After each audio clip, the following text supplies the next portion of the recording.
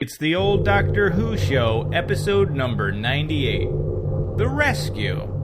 Can you believe it's been 98 little hours of sunshine dropped in your ears? Ooh, what's that? Oh, it's just earwax remover. Go forward in all your beliefs and prove to me that I am not mistaken in mine.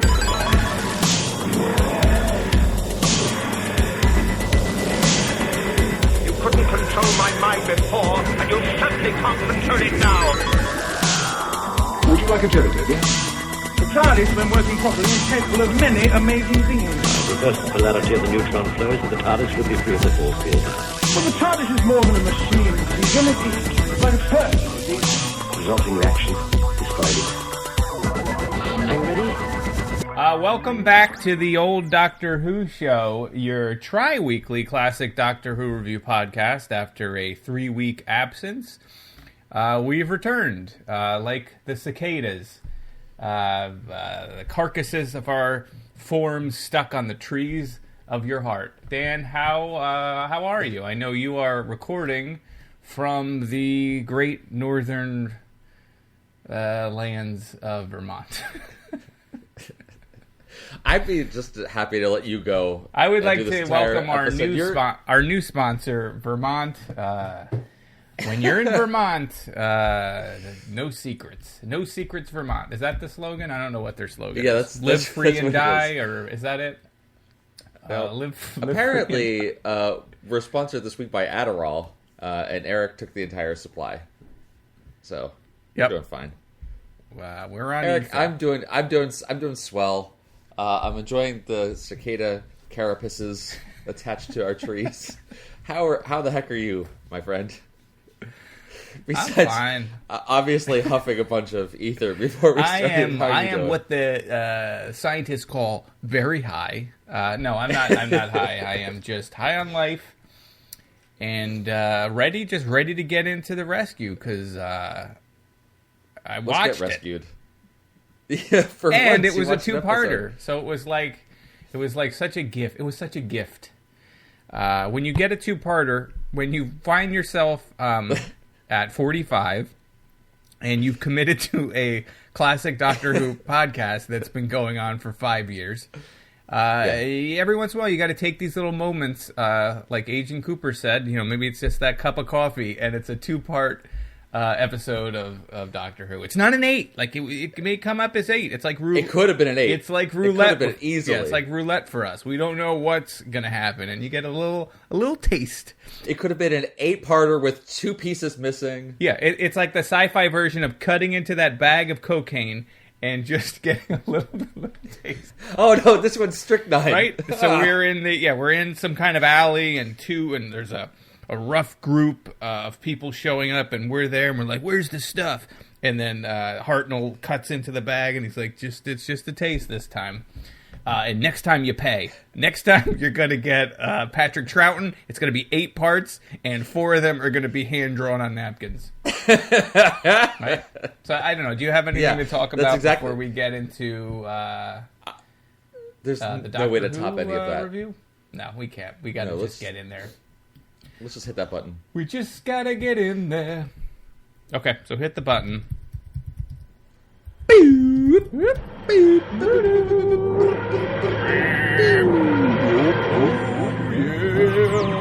Someone rescue me! Rescue me!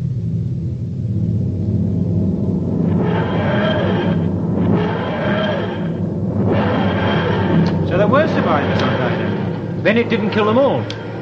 They have their planet back to themselves again. And somehow I don't think they would allow that rescue ship to land. That isn't why you brought Vicky along with us, is it, Doctor? No, Chesterton, no, it wasn't the reason. We shall be materializing quite soon. Perhaps we shall be able to get a rest this time. All right, this is The Rescue, Dan. This is the 3rd serial from season number 2, lucky number 2, of the show known as Doctor Who.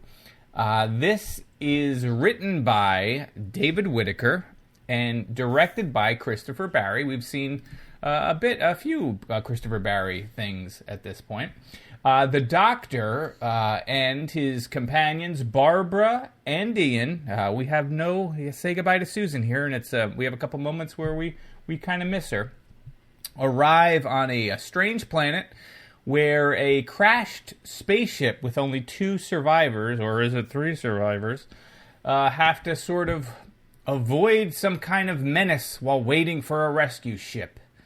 But things are a little bit more involved than that, as you will find. So, Dan, what did you think of this story, The Rescue? There also is a story, I would say, there's also a story called The Chase that we're also doing, and like for some reason I nearly almost watched The Chase. I believe that is also... That was real sad. Yeah, but that's not relevant or important to bring up. So what did you think? I'm glad you did, though. Yeah, what did you think of this serial, Ian? Eric, thank you for that synopsis, that completely adequate synopsis that really captured the entire... I think you covered the whole thing. I'm not sure why we're going any further. That did it.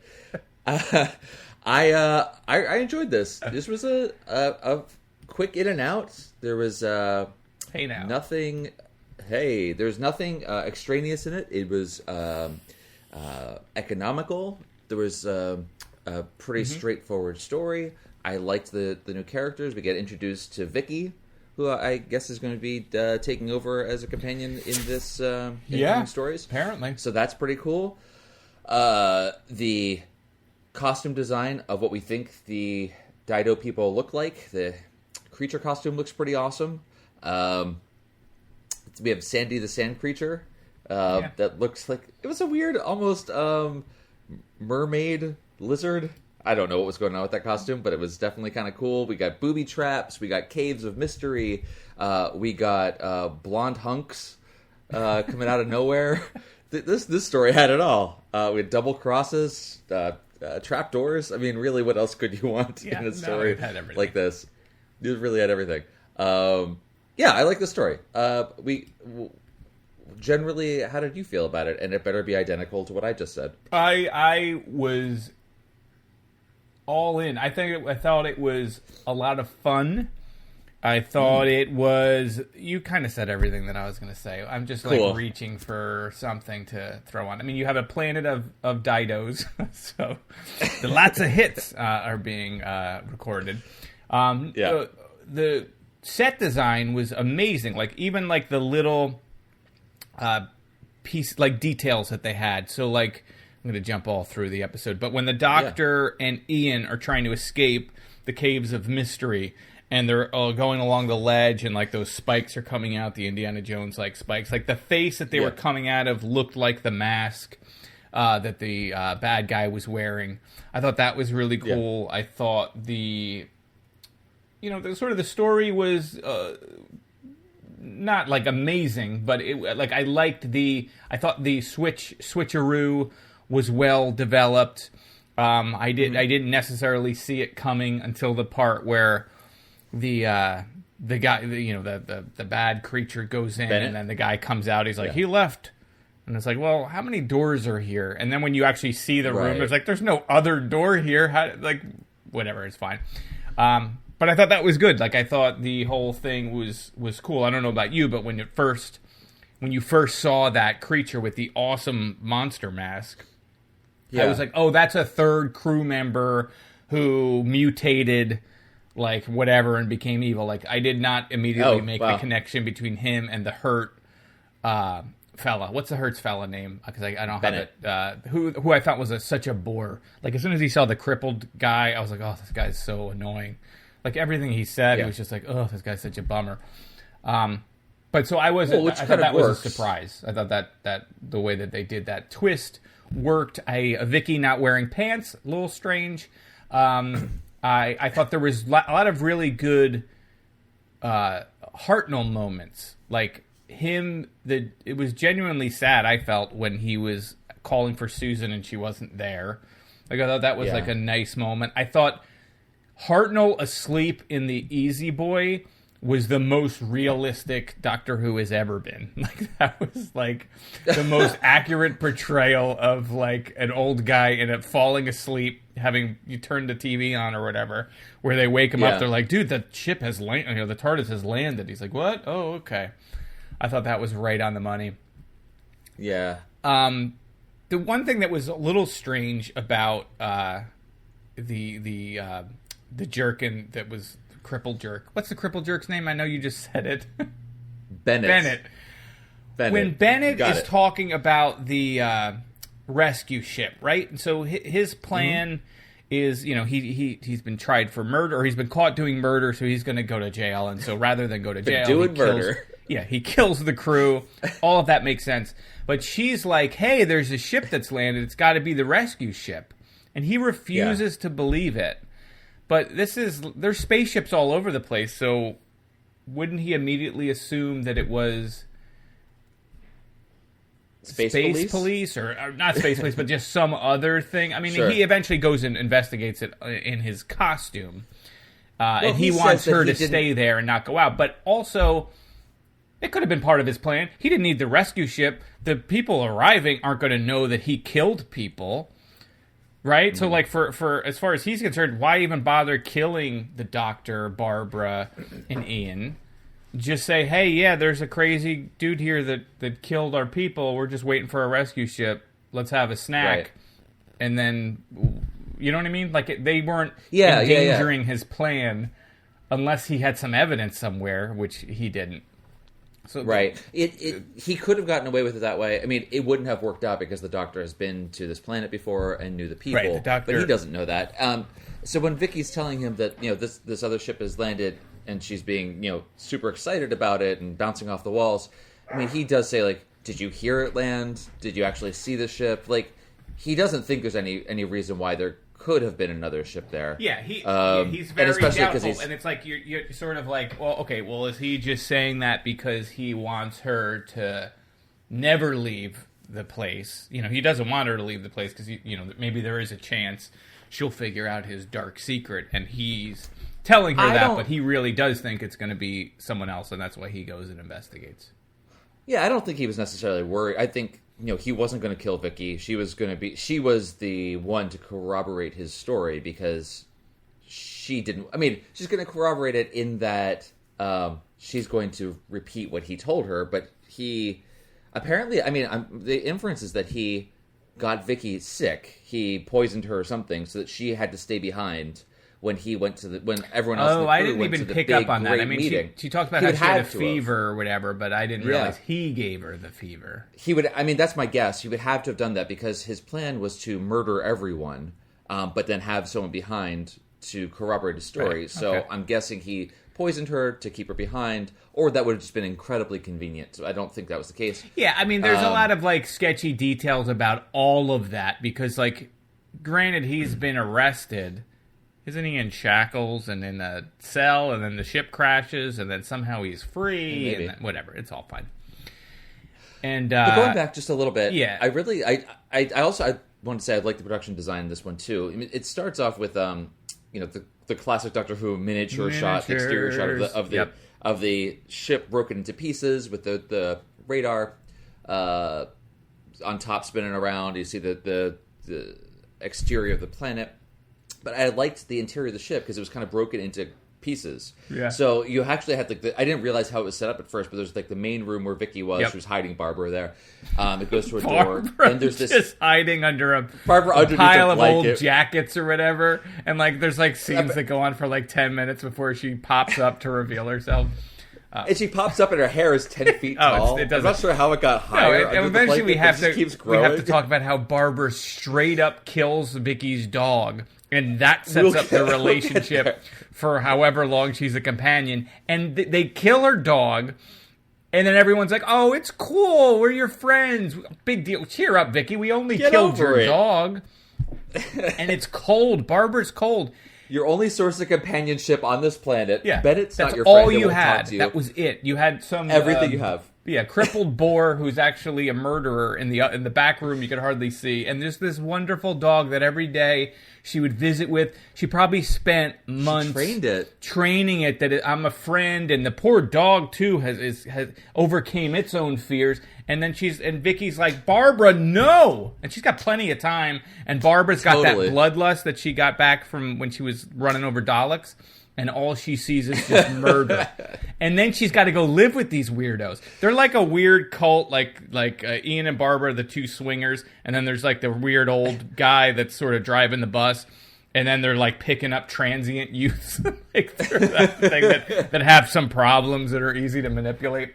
It's just like, I'm like, I don't know if should be going with them. Everybody, you're going to have to look for Eric's novelization of these stories coming later. No one will publish them, but you'll find them on the web if you know how to search for it. But go on. You were talking about the rooms, the way the rooms were structured. Yeah, I just like the way that all of that was set up. So you had like that hallway in between, not hallway, which is this crashed area before you get over to Bennett's bachelor pad. I like when the doctor insists on speaking to Bennett. Yeah, and he goes through into that area in between, knocks on Bennett's door, and Bennett says, "Go away," and the doctor's just like, "No," and starts forcing his way in.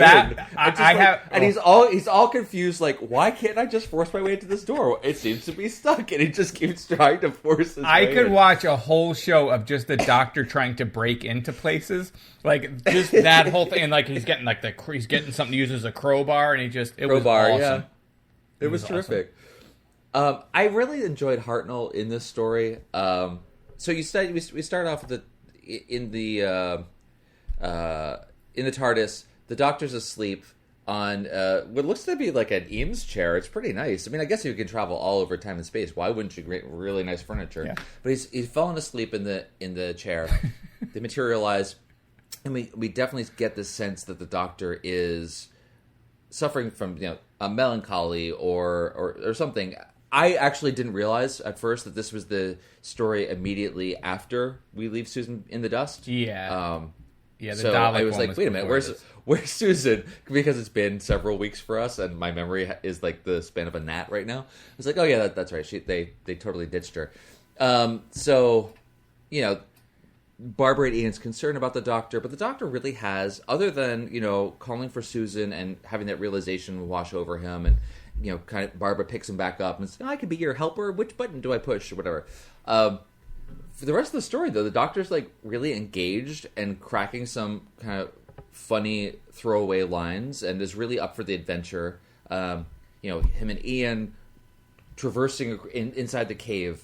It's a narrow cliff, and Ian mentions that it's really narrowing, and the Doctor later repeats that as a kind of throwaway joke. Was kind of cute. One thing, can I just say? Yeah, say it. One thing I don't quite get, besides the fact that my computer just fell asleep, and I hope it's still recording. Yeah, we're good. One thing I don't get is, so they've been trapped in the cave.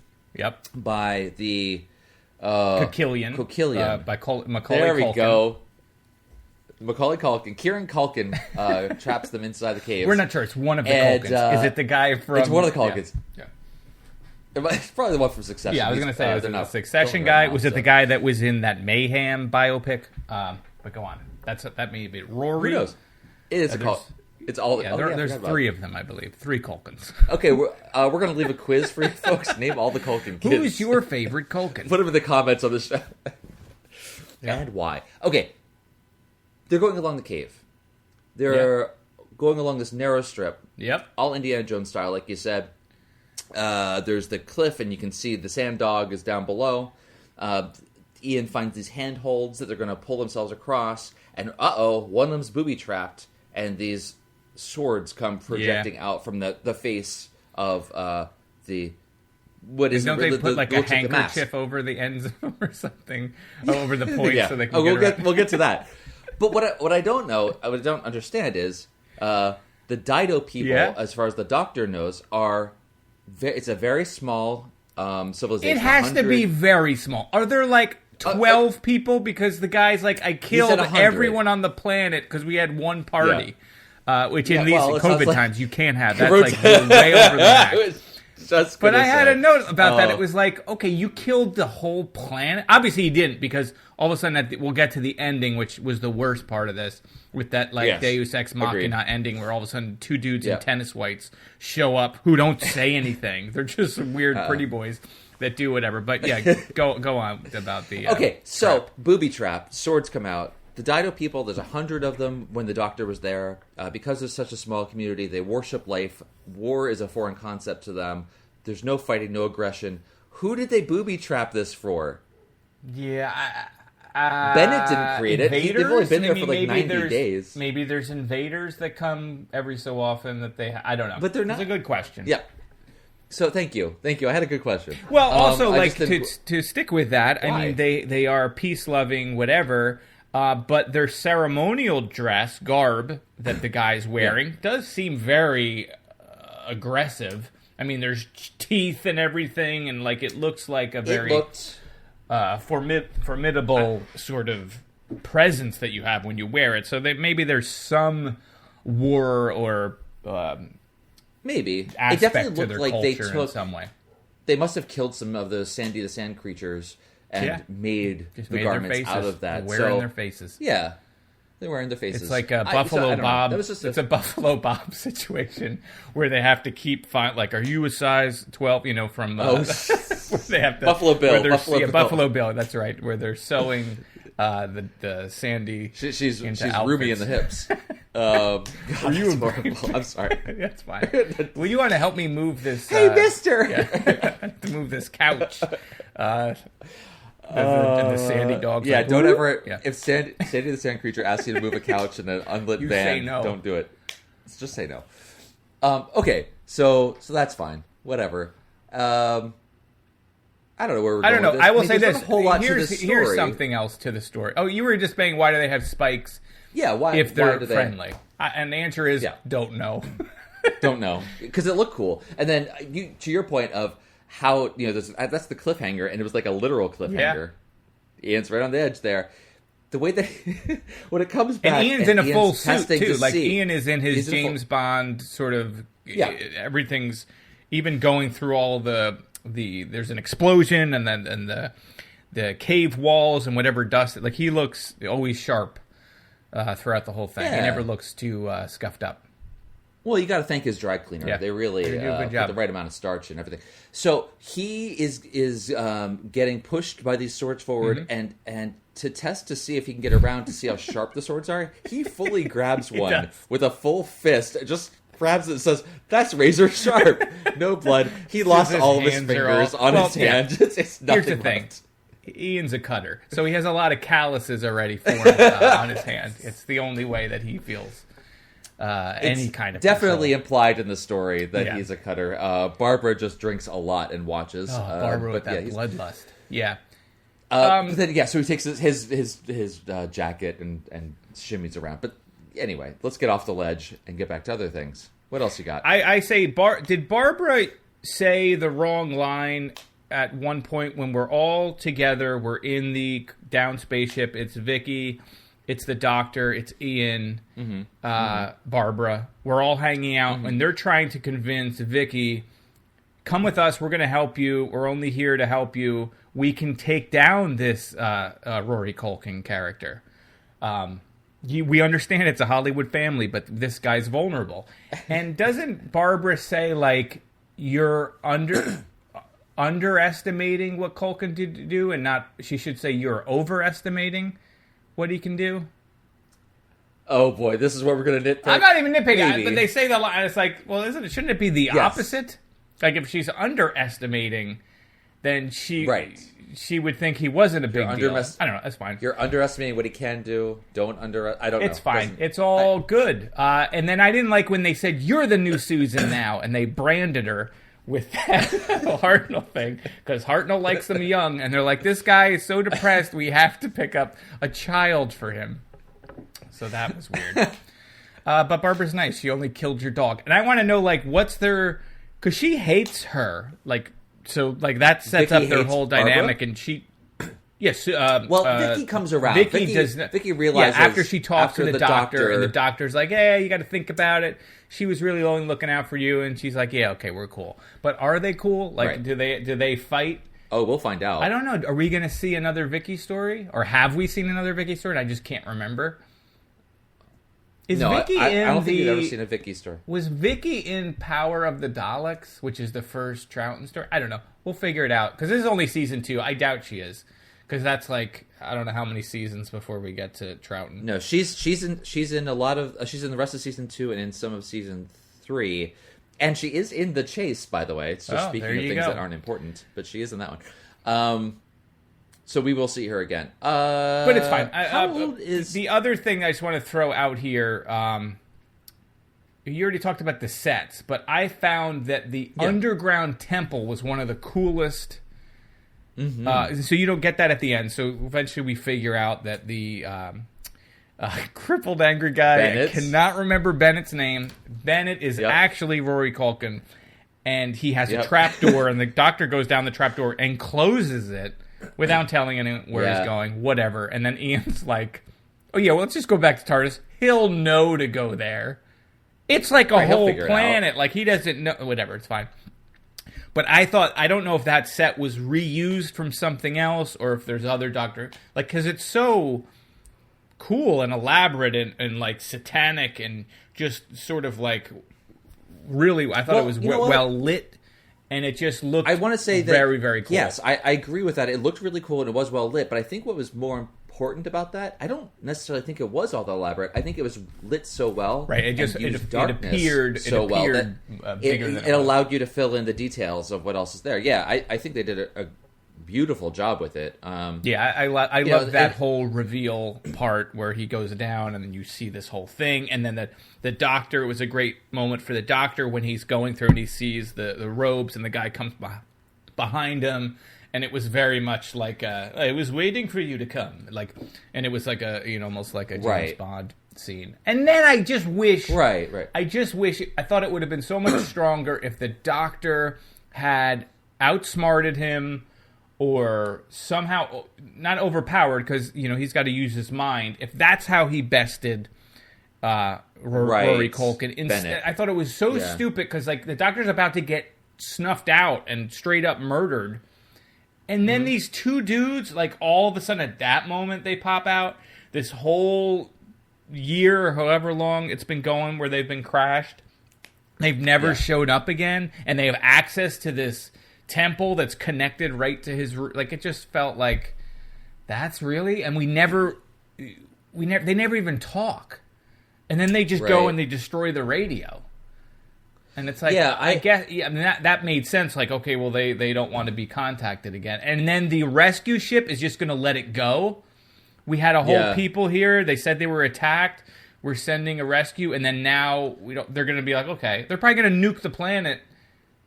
Like, or send, like, a military force. It was weird. I mean, they make there's a story note that, like, oh, you can't land unless we guide them down. So, therefore...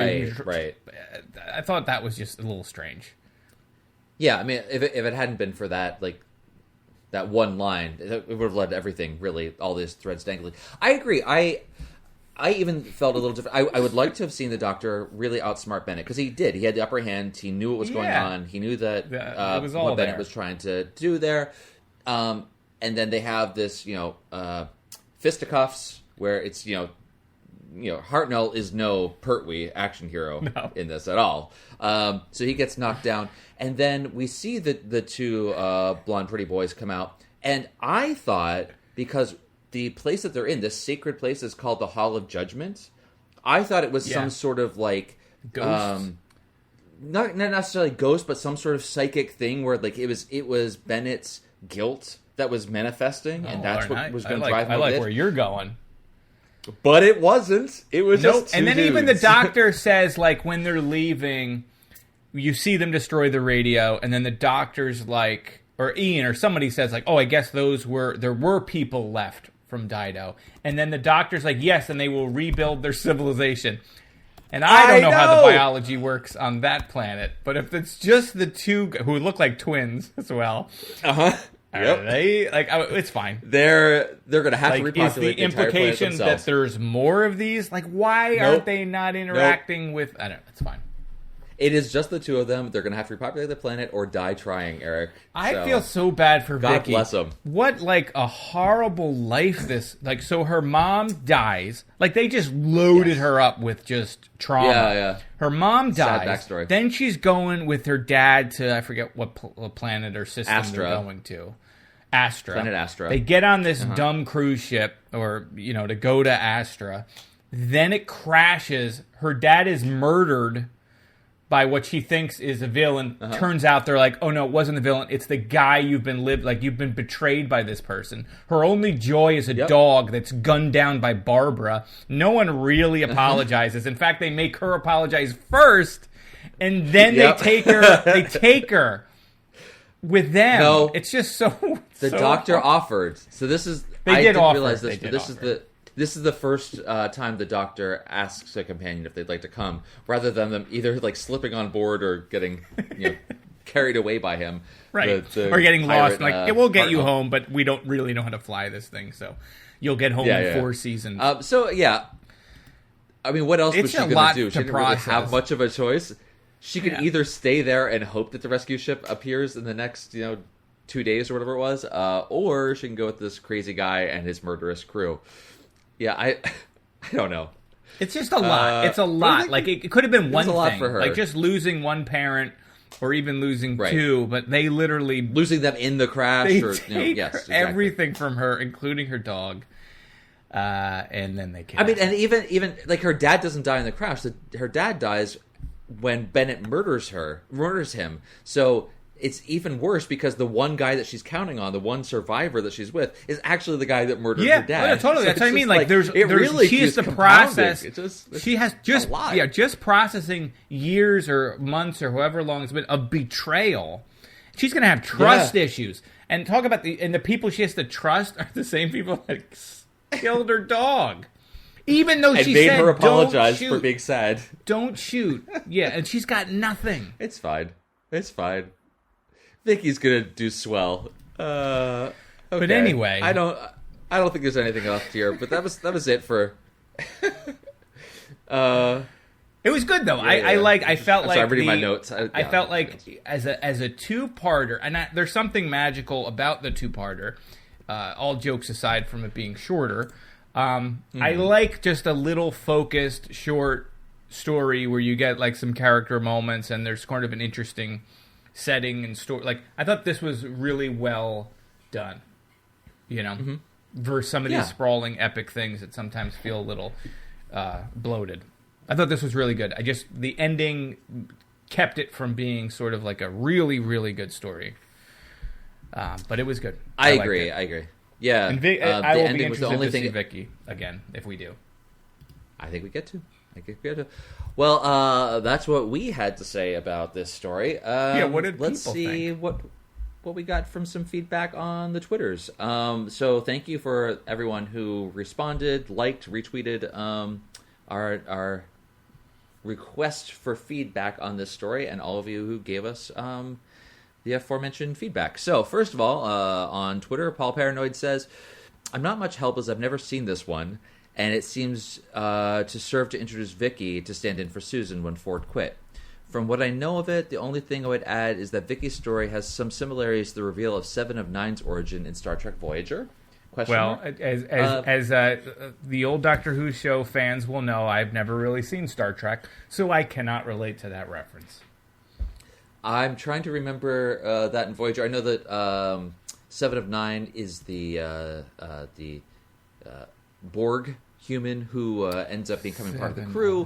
Her parents were killed by the Borg, and she was assimilated, but then becomes independent. And anyway, cool. So maybe there's some stuff there. I don't really remember it. Now, if Seven of Nine, hold on, Seven of Nine, I remember the actress. She was blonde. Yes.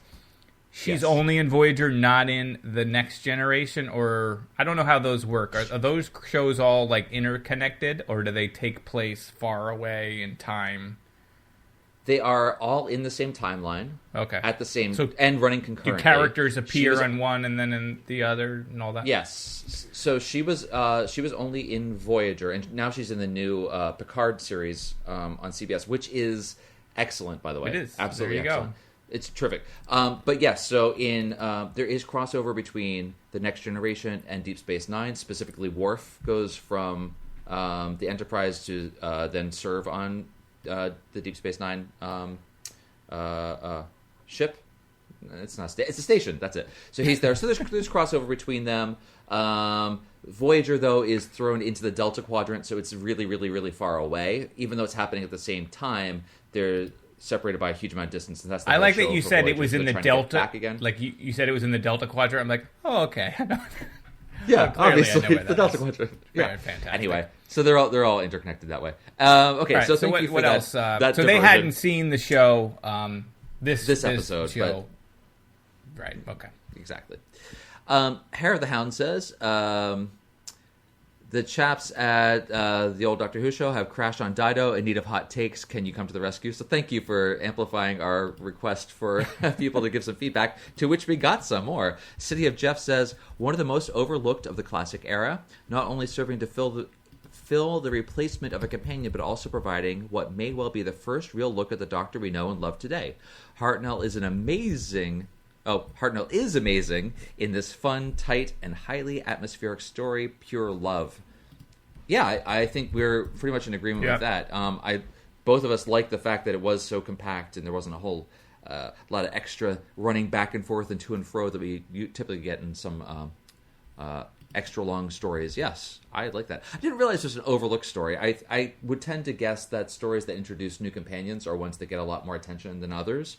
But since this is so early in the show, maybe, kind of got lost a little bit. Hair of the Hound also says, R.I.P. Sandy the Sand Beast. He died so Barbara could have a moment. A noble but worthy sacrifice. And then leaves some incredible photos. So check our Twitter replies. But you can see the Sandy the Sand Beast praise him. Right. What was the moment for Barbara? Like, what did that scene accomplish? The bloodlust, the anger, the pure rage in her face. No, she's just. When I first saw that moment, I was like, okay, well, this is just supposed to establish don't judge a thing by its appearance. Like you think this thing's a monster, but it's actually not. Whereas that doesn't necessarily play out later because you think this thing is a monster, and it is a monster, as well. So that's fine. Yeah, I don't. Hey, also, I wasn't aware, but the word Dido actually has meanings from the 19th century. It means to pull off a trick or a hoax. Mischievous so tricks on the or nose. deeds. Yeah. On the nose, the name of the planet, even though I didn't know it at first, but still. Okay, Jeff Waddle on Twitter says, it's a simple but good enough for the time two-parter to introduce a new companion. Vicky goes on to be the Susan we never had, and that wasn't the actress, that was due to the writing. The planet's dildo, indeed, was someone having a laugh. Well, close, okay. Jeff. But, I mean, given the ending, who knows? I don't know how this whole thing is going to shake out for the rest of the people on the planet. Misfit Scully says, I love the story, a great intro to Vicky. I always feel sorry for Sandy the Sand Beast. Just think if it had tagged along with her in the TARDIS, what would the first Doctor have made of the mess that it surely would have made? I like the rescue, a nice two-parter. It doesn't outdo its welcome, which is saying a lot for some of these stories in the beginning where they just run forever. So yes, I agree with that wholeheartedly. Cappers says, I always feel the death of the creature... that Barbara kills brings some gray morality to the show. Ian and Barbara and the Doctor come off quite callous, but they're the heroes, a complex beat. I think the way that you said it, Eric, that not only do they kill her only friend, they make her apologize for getting upset about it. It's twisted, She's like the weirdo. They're like, come on, get over it. And they're like, get over it. And then Ian is like laughing with her, 30 seconds later, they're all sitting down. He's like, oh, come on, remember Vicky. when we killed your only friend? And at least, she does apologize to Barbara, and then Barbara sort of apologizes. She's like, oh, I'm sorry too. but it's not that big of a deal. Barbara feels no Should've guilt. Killed it with my bare hands. She feels no guilt for having killed an innocent creature. Does she? I think she feels more bad for Vicky than she does for the animal she killed. I agree with that. Hair of the Hound coming back again says, P.S. Ian nicknames Coquillion Cockaliki. This is the name of a Scottish chicken and leek soup rather than anything obscene. I honestly didn't even catch him saying that he calls Coquillion Cockaliki.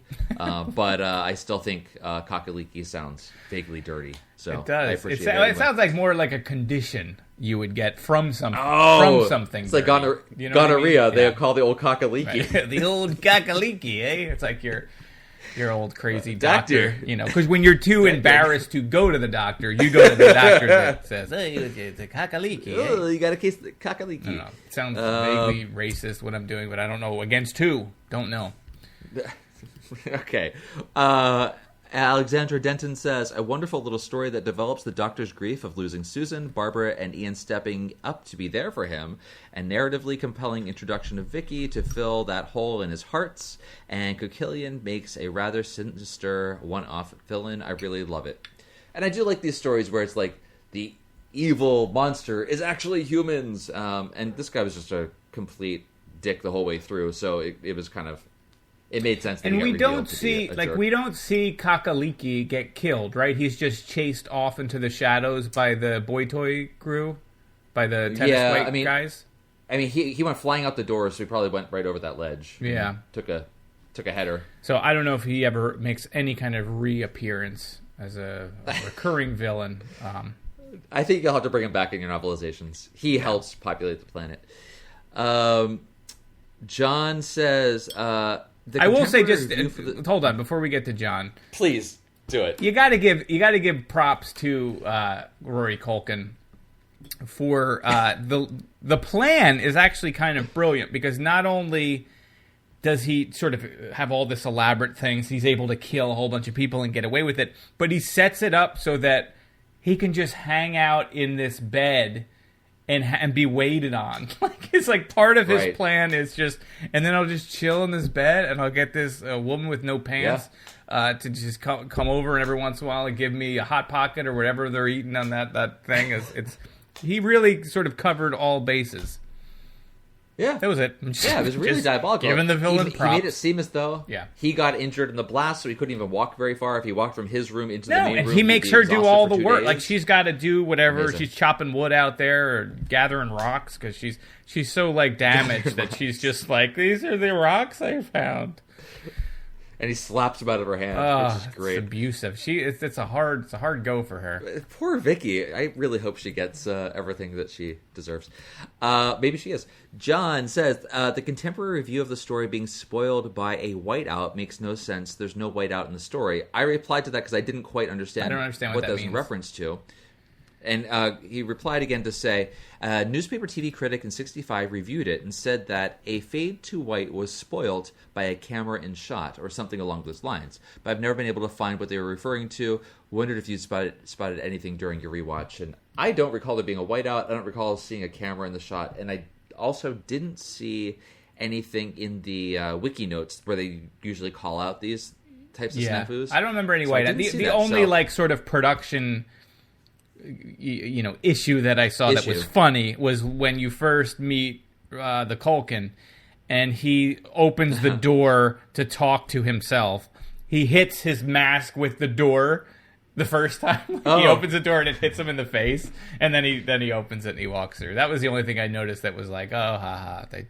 They let that. We didn't mention that he had a whole Ferris Bueller's Day Off setup going on. He did. So when someone knocks on the door, there's the tape recorder that says "Leave me alone" or whatever. Yeah, and it was that scene is kind of weird too. It's not weird, but like he opens it up and he plays the Ferris Bueller thing, like you're saying, and then it also has the ability, it's recording the other room because he's listening to the conversation. You can hear, whatever.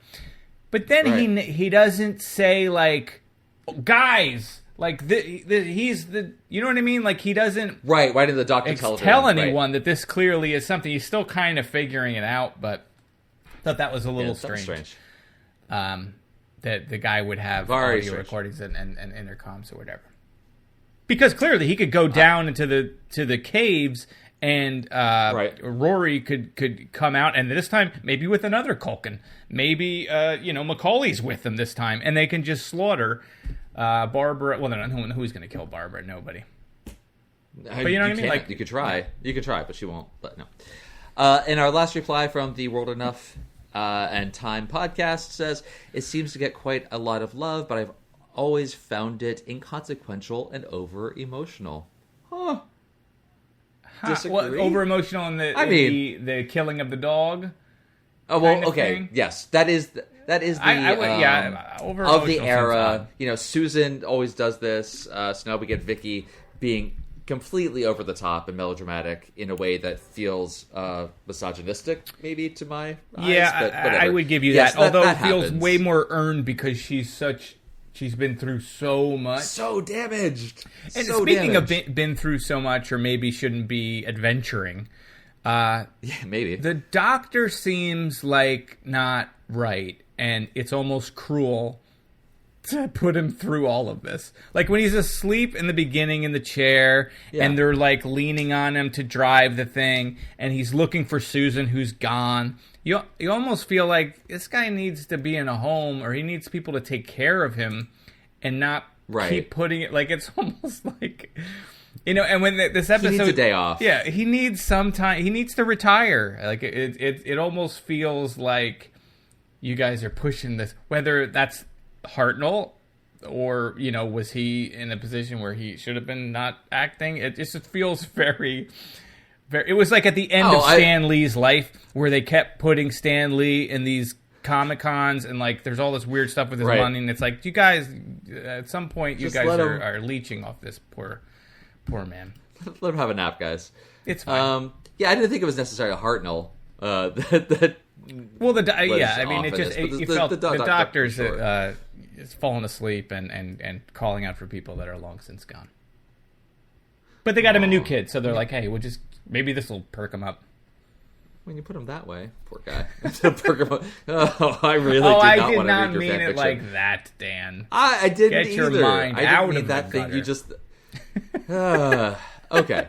So I think that was all the feedback we got from Twitter. We did not get any. We got no That's emails. Great. That was a lot of feedback. No reviews in the U.S. store. So and we don't know what's happening anywhere else in the world. So that's fine. Eric, what do we have coming up in 3 weeks? Well, as you know, we move doctor to doctor as we move forward. So we're going to Troughton next for Seeds of Death. So that's our next story, which should go up on, I don't know when it's going to go up. August something. Yeah. I have August 5th down. I'm looking at the dates on our schedule page, and I have August 5th, The Rescue. August 5th, Seeds of Death. So that's not right. You're not getting 2 on Wednesday. So it's 3 weeks from the 5th. So you do the calendar math on that one. But for fans of the Rescue, the Romans is another 2-parter, I think, Dan. So good news coming. The next time we get around to Hartnell, we will end up doing the Romans, which immediately takes place after this. So we will see how Barbara and how Vicky, did they forget about the dog murder? Is Vicky completely... Does Vicky bring it up all the time? Is it constantly getting... Does Ian try to, inappropriately Why don't you shoot my dog? Like, that's just constantly being thrown at her. 4 companions, I always feel like is too much. And so when they lost Susan, I was actually happy. I was like, oh, this will give us a little bit more time to develop Barbara and develop Ian and do whatever we're going to do with the doctor. But then they immediately added Vicky. So I'm looking forward to when we get down to 3 companions again. You mean 3 travelers? 3 travelers. Right. I mean, it can't really top the Turlo, Tegan, and Nissa triumvirate. So, I mean, it's always going to be living in that shadow in my mind, obviously. Okay, well, I think that's it. So Seeds of Death is the next one. Tweet at us. You can tweet us at TODW Show on Twitter. Same thing on Instagram. That's where the GIFs will be posted, as well as on the show page, which is at theolddoctorwhoshow.com. If you want to send us a longer message, you can email us at theolddoctorwhoshow@gmail.com. Yeah, please do. And if you feel like sending us any physical goods, we're not asking for you to do it, but if you felt... please do. Where can they send that, Eric? P.O. Box 2131, Red Bank, New Jersey 07701. You can send us whatever you want. We've had artwork sent to us, which is amazing. We've had mugs sent to us. Dan should be... we always wanted to send him some jelly babies. We welcome letters. We've gotten cards. Sure. But also, if you want to send in a self-addressed stamped envelope, I will send you stickers back, because we have the old Doctor Who show stickers. They're free. The only thing that we ask is that you pay for the postage to be sent back to you, and that's it. Yeah, I think that's it. Yeah, Eric, we did it. Yeah, and I guess we should also bring up, before we close this, I said we're doing Seeds of Death next. No big deal. But after that is our 100th episode, so we have to sort of figure that out. It's the movie Doctor Who and the Daleks, so we're going to have to do a live show of that. Unless you feel differently, we'll do Instagram again. Maybe. Yeah, I think we'll do Instagram. This time we'll save it afterwards. We didn't save the last one, but we'll save it. I think the nice thing about the special that we did for the 50th is that it lived on YouTube, so we can get the hundreds of thousands of views. Couple of views, 3 views, I think. But anyway, yeah, Instagram's fine because it's a nice little interactive. Yeah, the only issue I think with Instagram is we're capped at an hour, right? It cuts you off after an hour. So if we ever wanted to do like a watch it all together kind of thing, like we were recording while we were both watching it, I don't think we can do that because the movie's at least an hour, and we'll break into several parts if we have to. No worries, folks. That wouldn't work. That'll be fine. Plus, the way Dan's looking at me, he does not want to watch it live and do like a rolling commentary. No, I don't sleep on these things. So it'll be a standard review. All right, everybody. It will be live on Instagram. We'll give you more details next time around. Next time. All right. Until then, peace. Goodbye, everybody. Goodbye, America, and England, and Canada, and Australia. I mean the world in general. Yeah, the world. Good night, everyone. Moon.